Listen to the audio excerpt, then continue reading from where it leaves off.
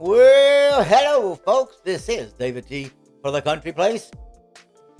In Houston today, just a little bit rainy. However, folks, that's not going to stop our speaker. I've known Barb now for about 7 years. Folks, I want you to know that every time Barb speaks those words of wisdom, well, folks, she's always grateful for this program. So, folks, without any further ado, here's Barb. Barb, the microphone is yours. And I'm grateful to be an alcoholic. So thank you for having me. I've never done a podcast. I don't know if I've listened to a podcast. I'm not a techie kind of girl. My sobriety date is February 5th, 2018. Our program of recovery teaches us sometimes slowly, sometimes quickly. And I was slowly. I was hospitalized for the third time with acute alcohol-induced pancreatitis. I was born at the Air Force Academy in Colorado Springs, Colorado. My father is a dual PhD psychologist, or was. He's passed. And he taught at the Air Force Academy. And I'm the youngest of 3 children. And so we were a military family for many years.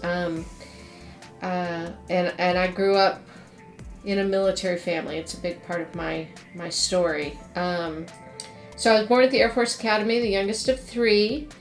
And when I was 1, we moved back to New York, where my mother's family is from, is upstate New York, because my father went to Vietnam. And my sister is 4 years older than me, and my brother's 2 years older than me. So for the first few years, I think he was gone just like a year or two, we lived in Oneonta, New York, where my mother's family's from, until my dad came back from Vietnam, and then we were transferred to San Antonio, Texas, because of the large amount of... Actually, briefly, we lived in Syracuse, where my father got his second PhD. And then we were transferred to San Antonio because there's 5 bases there, and he actually worked... He was an Air Force officer, but he actually worked at the Army bases and stuff, too, so... Was he a drinking man, or what about people in your family? No, the military was great for my dad, because my dad was just a real nice guy, and a passive person. So the military was good for him because it gave him the direction. My mother was very much a military wife. My mother was very controlling. I don't think there was alcoholism in my family. When I was young, there was... My grandparents drank, but not to excess. Early I realized, probably when I was maybe 10-ish, that my mother was definitely an alcoholic. And my father became an alcoholic late in his life. Yeah. Being raised by a controlling alcoholic disciplinarian did a lot to shape who I am. For me, drinking, I don't remember. The funny thing is I hated beer at first. And when I finished my drinking career, currently, I was a beer drinker. Love me some beer. But I didn't like beer at all. The first real memory, I remember having sips of stuff, but my first real memory of drinking and getting drunk was when I was in middle school. We used to, and some parts of high school, and we lived in San Antonio and then in Florida, we would go to upstate New York in the summers. My mom would take us up to see her family, and small town with like a little bitty movie theater and old Main Street. So there wasn't a whole lot to do but go out to the lower reservoir and have a bonfire and drink. And I remember getting really drunk on... I still don't really know the difference between like whiskey and bourbon and stuff. And I've been to the Jack Daniel's brewery, but in sobriety, so I guess I didn't pay much attention. But whatever whiskey, I guess. I remember getting drunk and coming home back to my grandparents drunk, and my older brother tell me to stop talking. Yeah, stop talking. You're totally drunk. You need to stop talking. I'm like, that's probably my earliest memory of drinking and being drunk was those summers in New York. Was it the heat of the moment when it just was a good idea to go out and pop the tops, right? Yeah, there wasn't anything else to do. I mean, there wasn't a mall. It's not like, you're a kid and can hang out at a mall. And there was always alcohol available and cigarettes. I remember, I guess I learned early that I had an addictive personality. And I remember when we still lived in San Antonio, we moved from there halfway through my 9th grade of high school, which really shaped my development. But I do remember living in San Antonio. My parents were both smokers. They did quit, but at their height, they were 2 to 3 pack a day smokers. And I remember smoking cigarettes, because why not, I guess, I don't know. And I remember something happening, and I was like 12, and some traumatic event. I don't know, I probably stubbed my toe or something. Who knows what's traumatic at 12, and thinking, God, I need a cigarette. And then my next thought was, nope, I won't ever have another cigarette. Knowing myself. And I've never had coffee. I had coffee for the first time 2 years ago. We went to Seattle on vacation. I'm 50, how old am I? I'll be 55 next month. So I had never had coffee till I was 53 because I understand it's very addictive. So I was like, I'm not drinking that stuff. Yeah, there was nothing else to do. And as a kid hanging out, that's what the kids did. So. Wow. Yeah.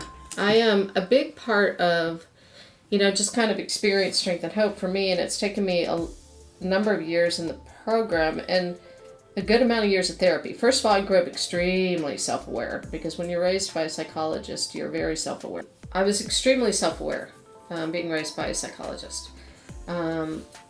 And I cut my teeth on the Myers-Briggs profiles, all kinds of personality profiles, right? So I could, in our program, when you do step 4, I was like done it 72 times, It took until a few years in this program to realize several things occurred. So we moved from San Antonio when I was halfway through my 9th grade year. And my eldest sister went to college, my only sister, and we left her and she went to the University of Texas.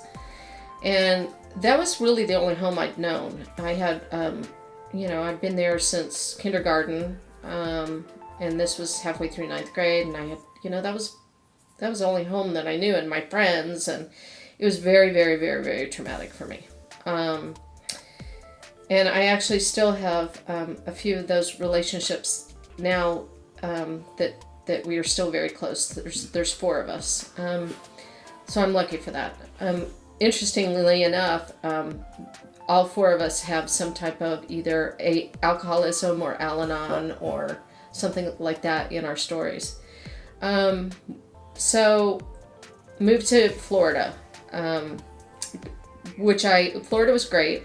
My brother and I are very close.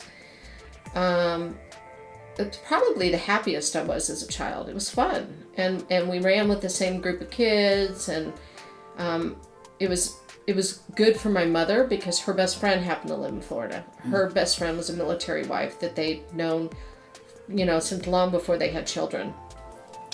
And so I think it was a good, healthy place for her. But I did recognize it. I recognized by then that she drank to excess. Then when I was the summer before my 11th grade year, we moved to Washington, D.C. I left my first true love, who he and I are still friends today. Really? Wow. And by the time I got there, I didn't give a shit about getting to know anybody. Because I had been taught, why bother? Because either you leave or they leave. And it's taken me many years and a lot of therapy to recognize that I really, truly do have an attachment disorder. Because why bother? It hurt too much. So it was a way of protecting myself. So I didn't really get to know people. I was always a little weird. I'm still a little weird. And I'm okay with that. We all are. I worked at a bank after school in high school, so I literally went to school every day in a suit and sneakers. Obviously, anybody listening to this can't see, but I'm doing crafts with my hands while I sit here. I learned early that I couldn't pay attention if my hands weren't busy. So I would sit in my suit and my sneakers in high school and cross-stitch during class. I was weird. Now I embrace it. I'm like, I get a lot of stuff done because I have to multitask to be able to pay attention. But the attachment disorder and the codependence that was then created with my mother, because we were each other's only continuous relationships, really shaped a lot of who I became. A little more backstory. My parents are financially well off. We aren't the Rockefellers or anything, but they didn't struggle. But they are both very into the work ethic. My mother's multi-degreed as well, very educated. She comes from an educated family. My grandfather was the president of a university, an adjunct at Oxford. Very professional, educated upbringing. But my parents are really into the work ethic, right? We don't hand you anything, even to the extent that I had to pay for my own college.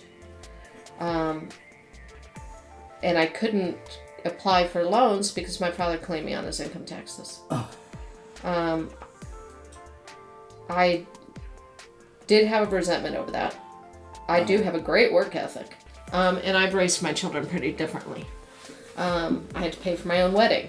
There were things that I had to pay for my own, typical of being raised by a military housewife, controlling personality, codependent. I remember I had a checklist by my door in my bedroom every day before I walked out. Did you make your bed? Did you put your shoes away? Did you put your curling iron away? Because if I didn't, she would take it. And mind you, I had to buy the curling iron for myself in the first place. And logically, I'm like, no, I'm not just going to stick it in the drawer because it's hot. But she would take those things that belonged to us, and we had to buy them back. So I learned discipline and structure very strongly. In the program, I've learned that one of my primary negative characteristics is defiance. I don't make my bed anymore. My husband's, I've been married to that poor bastard for 32 years. And for about the first 25, he tried to, make the bed, and you're the last one, can you get it? I was like, no, I don't have to make the bed, and you can't make me. We sat down to dinner every night, multiple courses, candlelight, wine. I always had to do the dishes. That was my chore. And when you're like 14, you have better things to do than sit at a dinner table. It would take at least an hour and a half for dinner, and then I would have lots of dishes because it was quite an affair. So even raising my own children, we didn't sit down to dinner. I would provide food, but I didn't have that kind of atmosphere. And I remember my mom, I was very involved with my children. My mom saying once, well, if you don't sit down to dinner at the end of the night, how do you know what's going on with them? I said, because I'm there. I don't have to sit down and have them tell me about soccer practice because I was at soccer practice. So defiance, this program taught me to identify. Defiance is a real thing for me. My mother, in her disease, she's very social. And we were so codependent. She didn't have anybody else. And I was resentful for a very long time, of course. But now looking back, like by the third move, the third high school, the third traumatic event, that poor woman, her husband keeps moving her around. And my brother stayed in Florida. He went to college. So each time we moved, we kind of dropped a kid off. She's towing along this 16, 17-year-old pain in the ass. I'm sure I was not very pleasant. And she's leaving her own world each time. and in her own disease. So I've learned a lot of empathy. Because it sucked to be her, I'm totally sure. No, she was fun. I mean, she's still fun, actually. Anytime we moved, she always made an effort, let's go see and do things that are near there. So, when we lived in D.C., you're 5 hours to pretty much anywhere in the whole East Coast. So we would go to New York City, we would go to Boston, we would go to Chicago, we would go, all these. And so I got to see, with our moving around, got to see a lot of the United States. A lot of the world. Yeah. And if anything, it was almost the opposite of abandonment. It was codependence, because she really needed me because I was her only friend. She was, you were the only, her support system then. Yeah, because my dad was busy with his life. Was your dad and yourself ever a part of codependency? I mean, no, there was resentment. There was more resentment towards you. Yeah, I'd gotten over that, but I was mad, because he kept picking me up, moving me. Yeah. And he's just a guy in his 40s trying to provide for his family. Now hindsight is totally different, but I remember I was super resentful. And by the time that, I think that, first of all, it must have been really difficult, but by the time that my parents also, however controlling they were, they also afforded me a lot of freedom. So I had a friend who was in college in D.C. And in D.C., I get there and I'm 16. The drinking age had just recently been moved to 21, but in Georgetown, it was still 18. Oh. It was grandfathered in.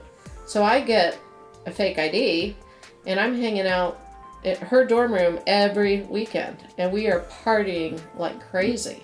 And my parents, they had to have known, or just turned a blind eye, or I don't know. But that's when, I really went, I went to town, because I could. Total freedom. Total freedom. Rather than being confined. Yeah. Right? Is that right? I just had, they didn't worry about me. I think that they very much kind of got to a stage where, you're done, you're taught, you're grown up, we're kind of done teaching you. I don't really know. They weren't super involved, like once I wasn't a minor. Like, I'm still very active, involved in my kids' lives, and they're almost 30. But yeah, I don't know. But boy, I was partying every weekend, hardcore. Like,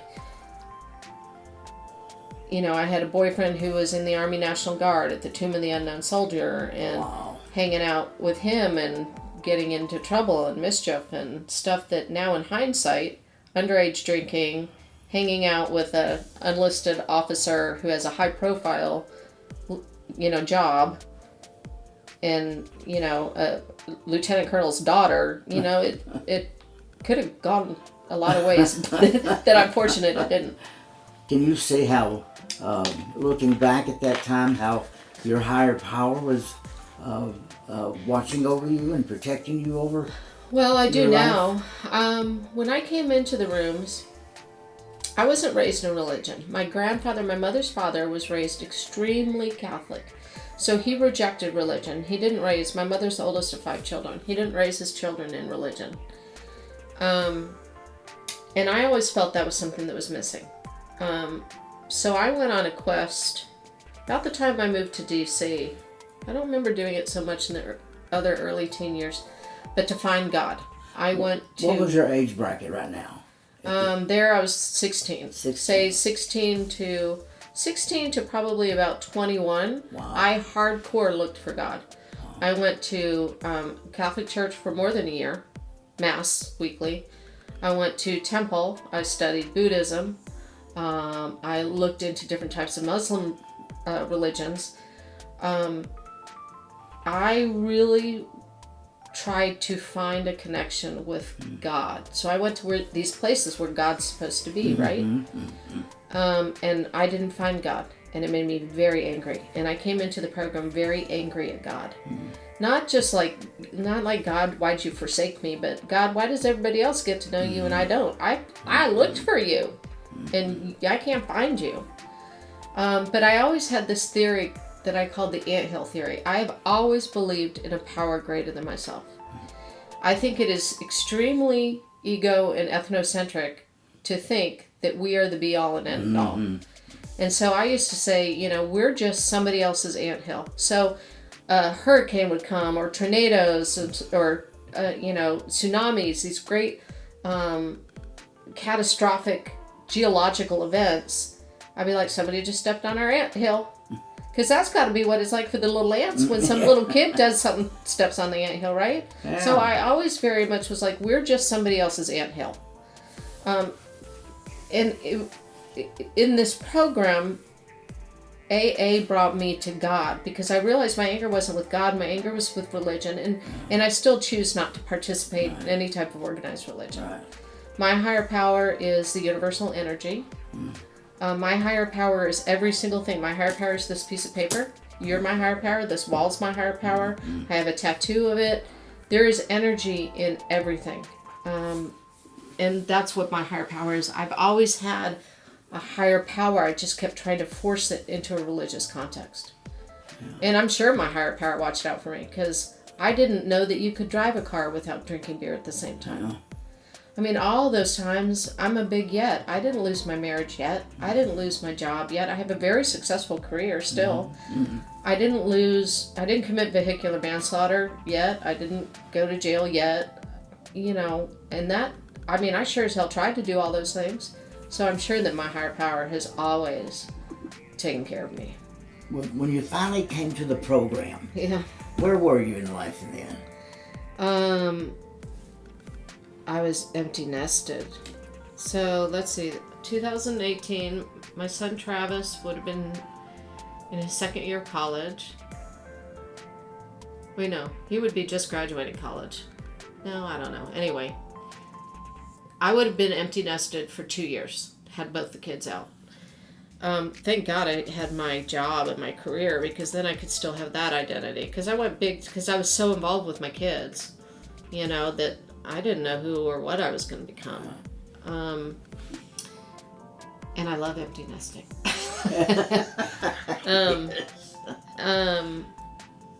So, my world had become quiet. But I've always worked from home, which is great to facilitating alcoholism, by the way. And so, Keith has got his own career. He and I are in the same industry, so that, we share that in common. We talk shop a lot, but my very, very best friend, one of those ones from San Antonio, we've known each other since the 7th grade. She just celebrated 21 years. Wow.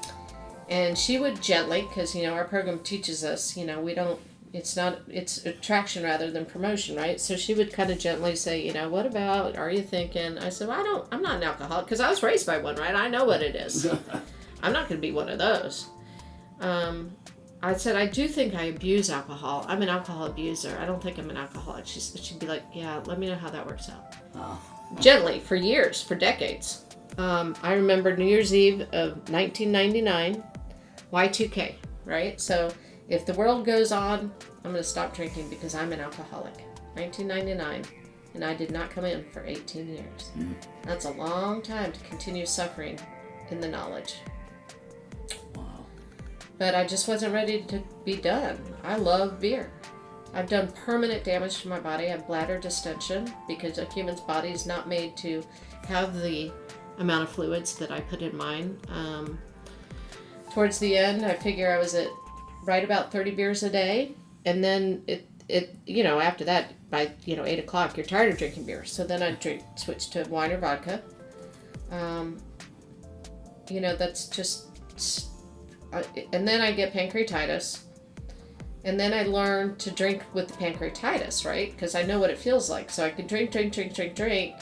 And I can feel when that area starts to go, ooh, and I'm like, okay, I need to stop. I'm going to stop for a day, just let it rest. I let it rest, and then I'm off the races again. So I learned to manage my consequences. Wow. But I was just done. The last time, I mean, the pain is so great. Just emergency room, constant vomiting till there's nothing left to vomit, but from the pain. And the third time, we were scheduled to move my son into his first apartment. Had the U-Haul loaded, the whole thing. And I was like, I gotta go to the emergency room. So Keith went with Travis and my then 20, was she 20 then? No, she would have been right at, I don't know. I'm so bad at math. You know what? Here's the thing, too. I thought my memory would get better when I stopped drinking. I was wrong. So she was 17, 18. Had to take her mother to the emergency room and see her mother suffer and crying and vomiting and begging for morphine. And I was like, I'm going to be done this time. And so far, I haven't gone back out. Well, you never have to. I never have to. You never have to. I don't want that. I don't want that life again. I say I'm grateful to be an alcoholic. That's all the experience. That's just such a minimal thing for me. I'm grateful to be an alcoholic because of what I've learned being a part of this community. Right. I'm learning to live the experience. I'm learning to live a principled life. Yeah. I don't get worked up over things anymore. I don't get all up in other people's business anymore. I live a very quiet, very simple, very peaceful life. And when stuff kind of moves around me, I look at it very simply and I'm like, nope, none of my fucking business. Yeah. And I just keep moving on. Not my circus. Huh? Not my circus, not my hula hoop, not my jurisdiction, not between me and the floor. It's just simple and quiet. And so, the people in your life. Yeah. Tell me about some of the people in your life that's been beneficial, and also ones that have, they say in the program that we learn from everybody. Those who we like and those who we don't like either. Tell me about some of those people who taught you some of the lessons in your life. My life or in the program? The program, your life, it's just Barb. Ooh, gosh, I'd have to think about that. Well, there's my current sponsor.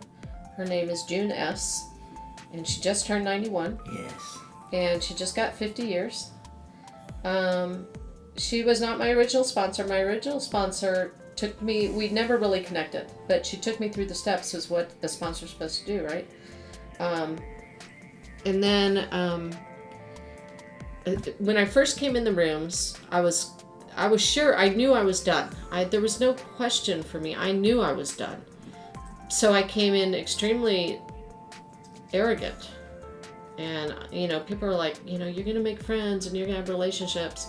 I didn't realize then that I had attachment disorder, but I was like, first of all, I got plenty of relationships. I don't want any friends. So I remember very clearly in a meeting after probably in the second year or so, and June wasn't sponsoring me then, but she was sitting next to me. And I'd learned to start expressing myself. And I said something to the effect that I'm so glad you're my friend. Oh, now I can be your friend. You said you weren't going to have any friends. Oh yeah, now you want to be my friend? And I'm like, yes, can I be your friend? I hug people without getting all stiff and weird like a 12-year-old boy when you hug them. There's so many people. I mean, there's just no way because the people in these rooms, in this community, I travel a lot. I go to meetings in other places. We are people who would not mix, but we are all the same person. So it's not like one or two or five of them stand out. The whole community, we are one. We.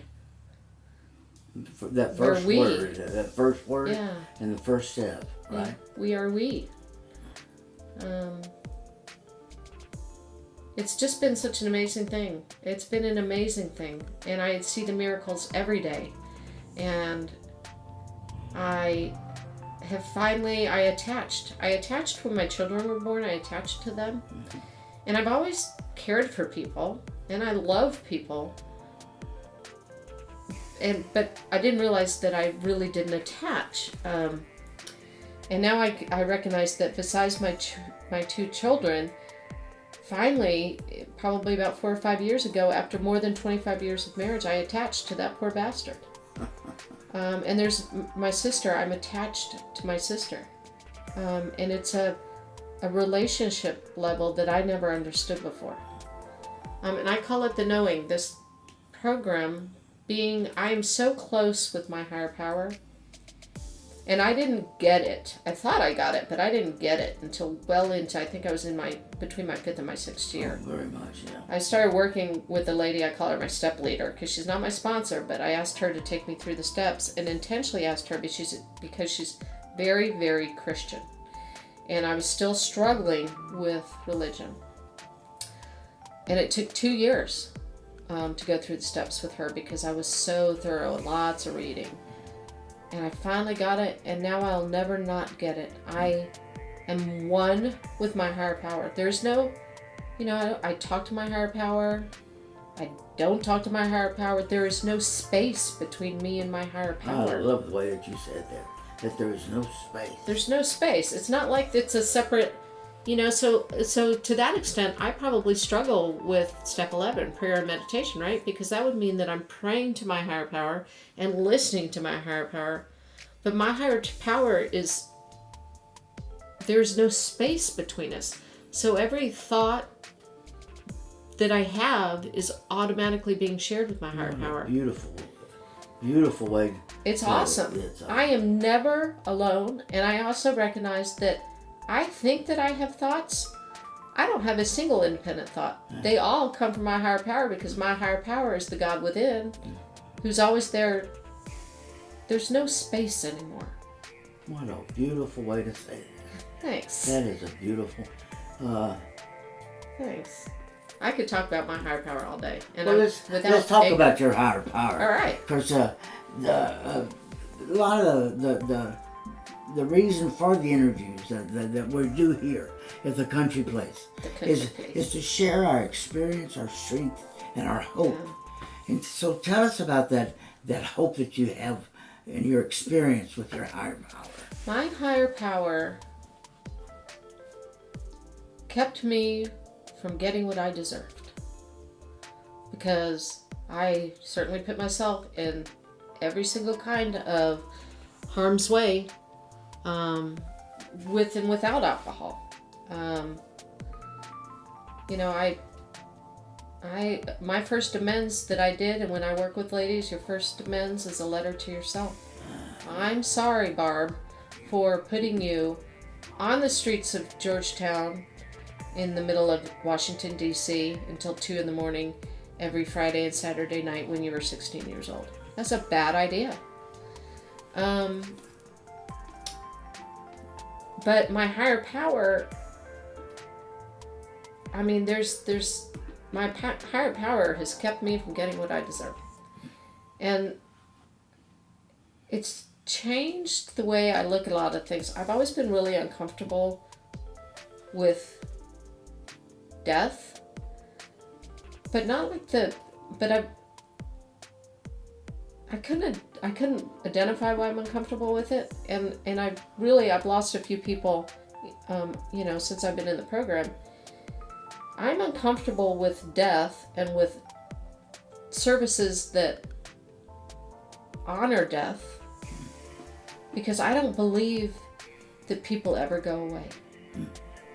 Because my higher power is energy. Energy is neither created nor destroyed. It's part of my prayer, I say to myself. So my dad is here.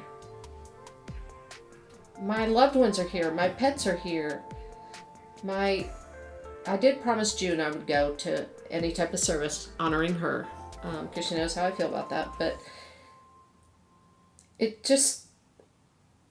my higher power has just given me so much peace in everything.